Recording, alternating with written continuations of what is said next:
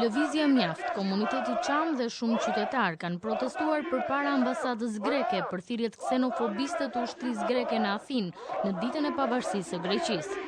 Protestuesit kanë kërkuar që shteti grek të distancohet nga këto thirrje dhe dinjiteti i popullit shqiptar dhe emigrantëve shqiptar në Greqi të vihet në vend. Shteti grek të distancohet në mënyrë të menjëhershme nga këto akte që nuk i shkojnë në shtetet të Bashkimit Evropian në vitin 2010 dhe mos ta kthejnë në kohët e vjetra dhe shteti shqiptar në mënyrë të menjëhershme të bëjë një notë proteste shtetit grek të mos lejojnë që këto ofendime, këto lëkure shqiptare të përsëritet sërish.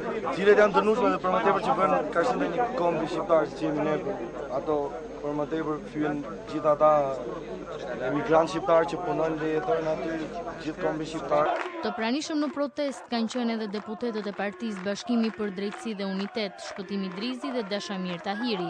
Kryetari PD-s Drizi ka kërkuar qeverisë sonë që të ruajë dinjitetin e shqiptarëve dhe të zgjidhë çështjen çame. Ne kërkojmë thellësisht dhe qartësisht qeverisë greke të distancohet nga këto akte sepse këto janë akte të përsëritur, akoma më shumë që bëhen nga njerëz të veshur me uniformë. Ne kërkojmë qeverisë shqiptare që në mënyrë të qartë të mbajë qendrim për dinjitetin tonë dhe të kërkojë shpjegime, sepse këto gjeste, siç e thash, nuk i shërbejnë më bashkëpunimin e dy vendeve. Të hapin në tryezën e bisedimeve dhe mos të jenë më të intimiduar ka çështjes çame. Një çështje të drejtë, një çështje të vërtetë, që nuk i përket vetëm 300.000 shqiptarëve të çamërisë, por i përket të gjithë kombit shqiptar.